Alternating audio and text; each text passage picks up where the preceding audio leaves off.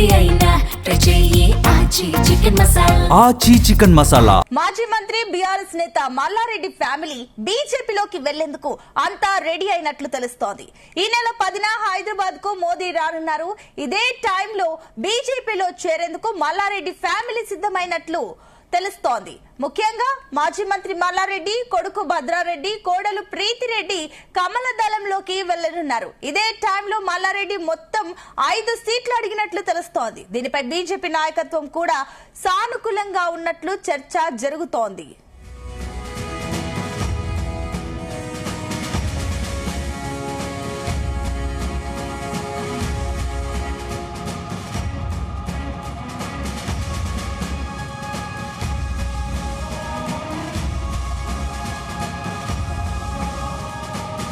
బీజేపీలోకి వెళ్లేందుకు మాజీ మంత్రి మల్లారెడ్డి ఫ్యామిలీ రెడీ అయిపోయినట్లయితే సూచనలు కనిపిస్తున్నాయి. ఇదే అంశానికి సంబంధించి మరిన్ని డీటెయిల్స్ మా కరెస్పాండెంట్ వేణుగోపాల్ అందిస్తారు. వేణు, తన బంధైన ముద్ర వేస్తున్న బీఆర్ఎస్ నేత ఎమ్మెల్యే మల్లారెడ్డి మరోసారి వార్తల్లో నిలిచారు. ఇటీవల తన కొడుకు కోడలితో కలిసి ప్రధానమంత్రి నరేంద్ర మోడీని కలవడం, ఆ తర్వాత మల్లారెడ్డి కోడలు ప్రీతిరెడ్డి నేరుగా బీజేపీ ఆఫీస్ కు వెళ్లడం రాజకీయాల్లో తీవ్ర చర్చకు దారితీసింది. ఇక ఈ నేపథ్యంలో మల్లారెడ్డి కుటుంబం బీజేపీలో చేరేందుకు రంగం చేసుకుంటుంది అనేటువంటి చర్చ కూడా రాజకీయ వర్గాల్లో జోరుగా జరుగుతుంది. ఇక కమలం పార్టీకి సంబంధించిన కీలక నేత సహకారంతోనే మల్లారెడ్డి బీజేపీతో టచ్ లో ఉన్నారని, అగ్రనాయకత్వం సైతం ఆయన చేరికపై సానుకూలంగా ఉందని ఆ పార్టీ నేతలు అంతర్గతంగా చెప్తున్నారు. ఇక వచ్చే ఎన్నికల నాటికి ఆయన ఫ్యామిలీ కమల దళంలో ఒకరిగా ఉంటారని చెప్పి కూడా పేర్కొంటున్నటువంటి పరిస్థితి ఉంది. అయితే ఇప్పటి వరకు ఈ ప్రచారాన్ని ఇటు మల్లారెడ్డి కానీ వాళ్ళ కుటుంబ సభ్యులు కానీ ఎవరు స్పందించలేదు.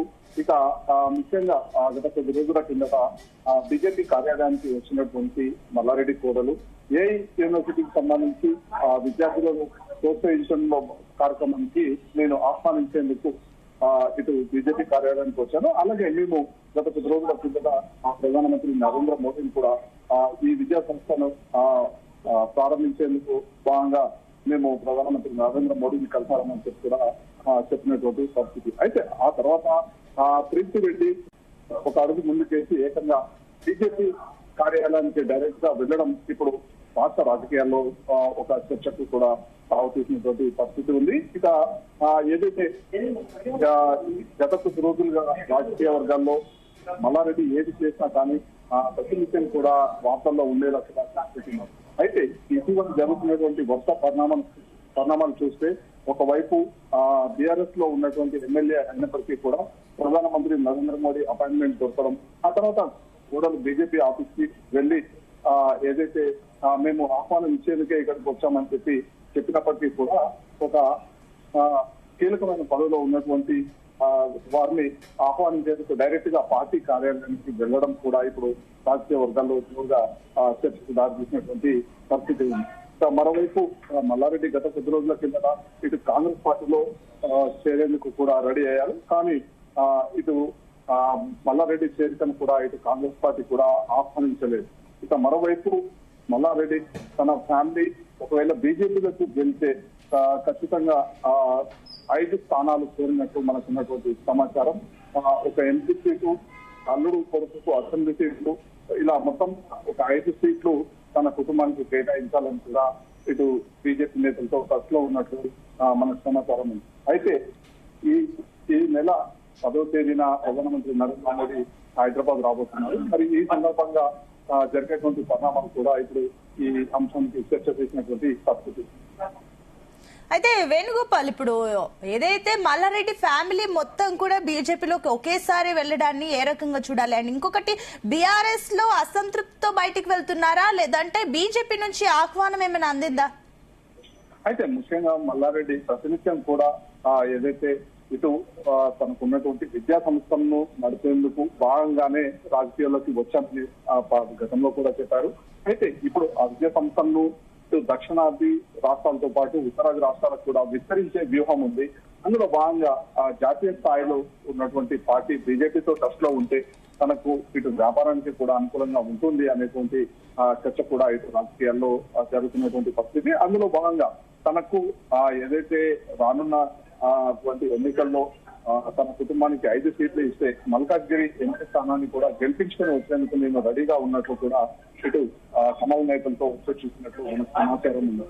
అయితే మొత్తంగా చూస్తే ఏదైతే ఇటు ఒక పార్టీలో ఉంటూనే మరొక పార్టీలోకి వెళ్ళినటువంటి పరిస్థితిని కూడా ఇప్పుడు ఆసక్తికరంగా మారినటువంటి పరిస్థితి.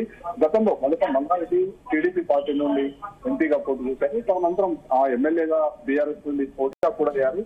ఇక రానున్న రోజుల్లో అవసరం అనుకుంటే ఈ మల్కాజ్గిరి పార్లమెంట్ నియోజకవర్గం మొత్తాన్ని కూడా తన గుర్తులో పెట్టుకుంటే పరిస్థితి కూడా ఉంది. ఎందుకంటే నేను ఇటు ఏదైతే నేను ఒక్కరిని గెలవడం కాదు, నాతో పాటు ఒక పార్లమెంట్ స్థానంలో ఉన్నటువంటి ఎమ్మెల్యే స్థానాలను కూడా గెలిపించేందుకు నేను రెడీ అవుతున్నాను అనేటువంటి సంకేతాలు కూడా ఇటు బీజేపీ పార్టీ.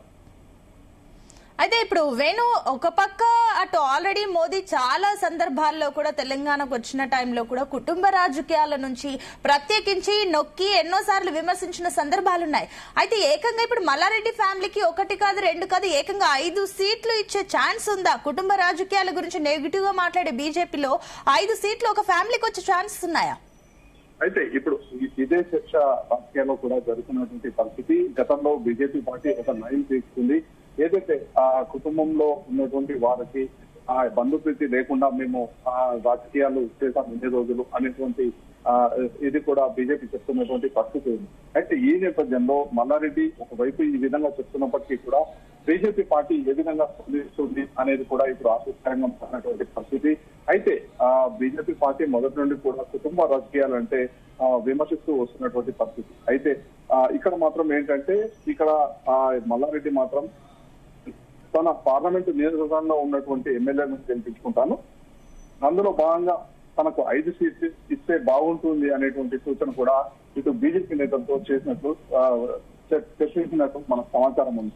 అయితే ఎంత మేరకు బీజేపీ పార్టీ దీన్ని రిసీవ్ చేసుకుంటుంది, మల్లారెడ్డి కోరిన విధంగా మరి పార్టీలోకి ఆహ్వానిస్తారా ఏంటి అనేటువంటి ఆసక్తికరమైనటువంటి పరిణామాలు కూడా చోటు చేసుకుంటున్నాయి. ఈ నేపథ్యంలో మరి ఈ రానున్న ఎన్నికల్లో లోపే బీజేపీ పార్టీలోకి వెళ్తారా, లేకుంటే ఎన్నికల సమయం నాటికి బీజేపీని చేస్తారా అనేటువంటి చర్చ కూడా ఈ రాజకీయాల్లో చివరిగా జరుగుతున్నటువంటి పరిస్థితి. అయితే ఇటీవల బీజేపీ కార్యాలయానికి మల్లారెడ్డి కోడలు ప్రీతిరెడ్డి వచ్చిన సందర్భంలో మనం ప్రశ్నించడం కూడా జరిగింది జీఎస్ నుండి.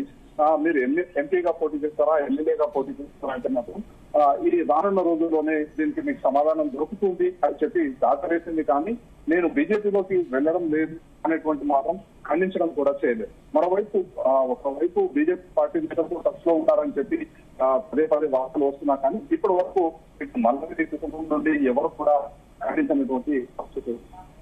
Right, thank you Venugopal.